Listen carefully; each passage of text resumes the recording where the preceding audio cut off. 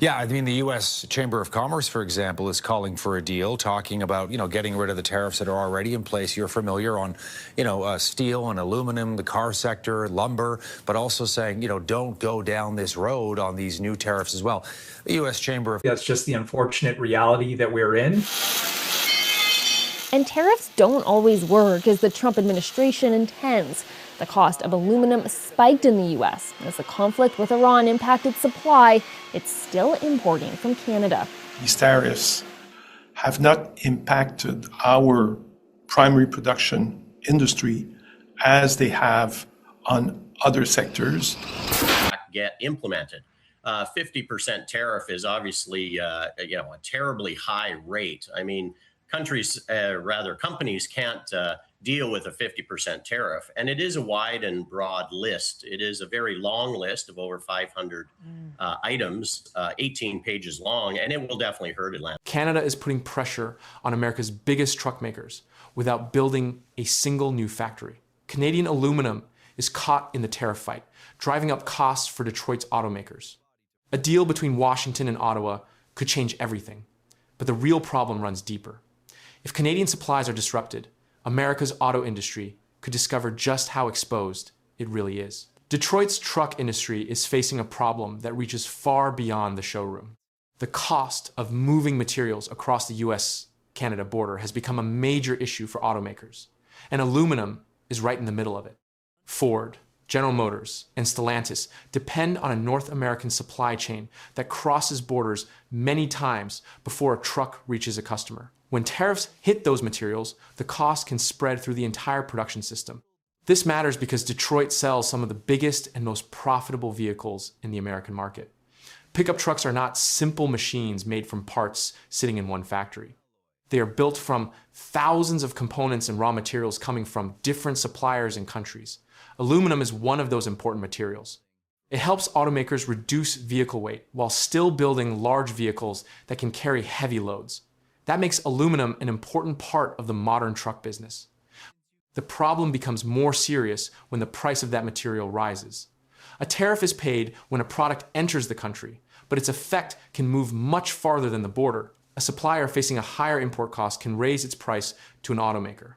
The automaker then has to decide whether to absorb that extra cost, negotiate with suppliers, find another source, change production, or pass some of the increase to customers.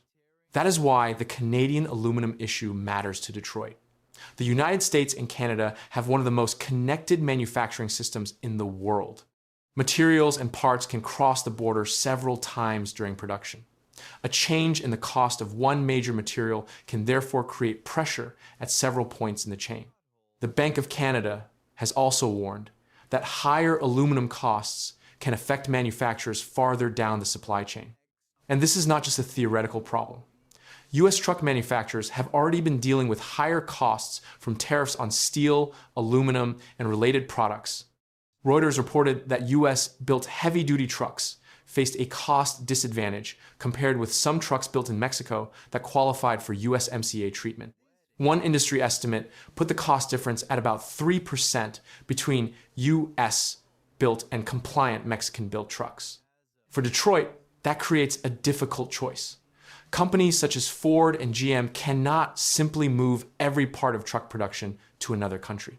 Their factories, workers, suppliers, and investments are already deeply tied to North America.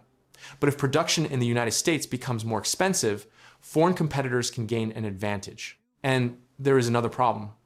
Customers are already paying close attention to truck prices. A pickup can cost tens of thousands of dollars before buyers add higher trims, larger engines, towing packages, technology, and other options. If manufacturing costs rise, automakers may try to recover part of that money through higher vehicle prices. But higher prices can also make buyers delay purchases or choose a cheaper model. That puts Detroit in a difficult position.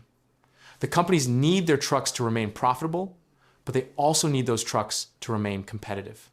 If they absorb every additional cost, their profits can suffer.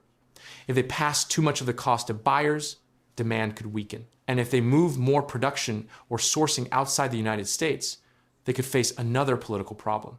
The pressure is already showing up in the automakers' broader trade concerns. Reuters reported that Detroit's 3 major automakers believe proposed changes to North American trade rules could cost each company billions of dollars and make them less competitive against foreign rivals. The companies are preparing to argue that changes to regional content rules could create major additional costs.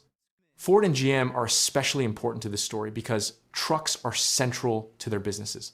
The companies have spent years building their North American manufacturing networks around high-volume pickups and SUVs.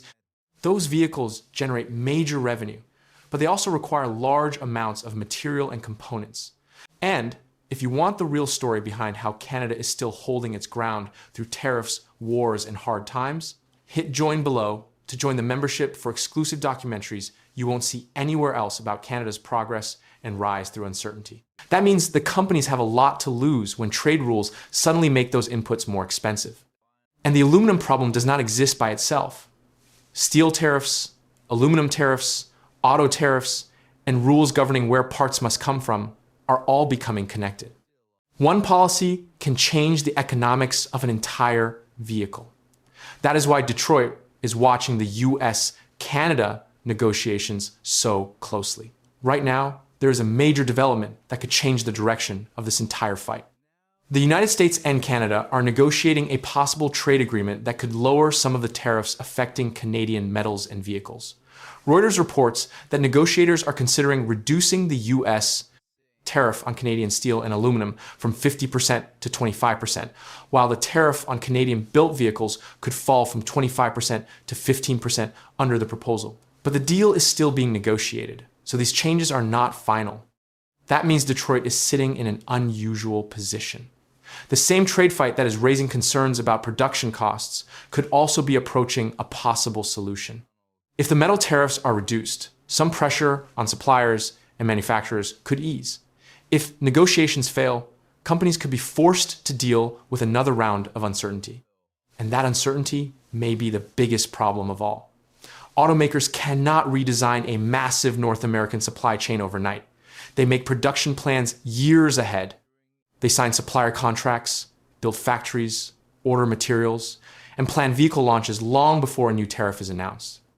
The pressure on Detroit is not only about what companies pay for aluminum today. It is also about what happens when suppliers have to plan for months or years of uncertain costs. A truck maker needs to know what a vehicle will cost before it can set production targets and prices. When tariffs can change the cost of materials, those calculations become much harder. This is especially important for large pickup trucks because their prices are already high. Buyers are not only paying for the basic vehicle, they're also paying for engines, transmissions, safety systems, electronics, towing equipment, and other features. When the cost of raw materials rises across the supply chain, automakers have to look at the total cost of building the vehicle. Suppliers can also feel the pressure. A company that buys aluminum at a higher price may have less room to absorb another increase in energy, transportation, labor, or other production costs. It may ask the automaker for a higher contract price. If several suppliers make similar requests at the same time, the pressure can spread quickly through the vehicle industry. That is why the Canadian connection is so important. Canada is a major supplier of aluminum to the United States, and the two countries have built a highly connected manufacturing relationship over decades.